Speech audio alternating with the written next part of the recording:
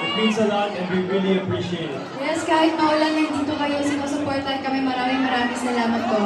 Umulan bumagyo, ayos lang. Ayos lang. Guys, kanina po sila nandyan para supportahan kayo. They've been waiting for hours just to see you. Finally, you are here.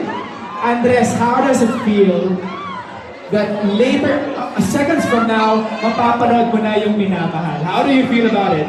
Ayun nga, it's surreal. I really can't believe everything that's happening, everything that's happened in the last few months. And really, to everyone that has supported us along the journey, and supported me and supported Ash along the ride, thank you so much. Kakaiba talaga yung support niyo.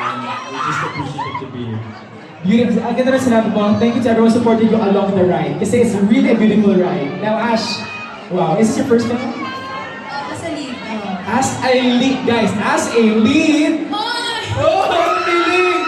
How do you feel right now? You are the lead sa sarili mong pelikula. How do you feel, Ash?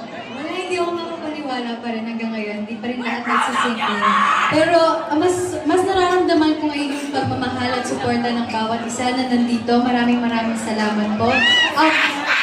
Nawala talaga lahat ng pagod na nararamdaman namin this past few days ng dahil sa mga sigawan. Kaya thank you so much po. Yes, maraming salamat for those very kind, beautiful words. Pero tawagin muna natin siyempre, Direk JBL.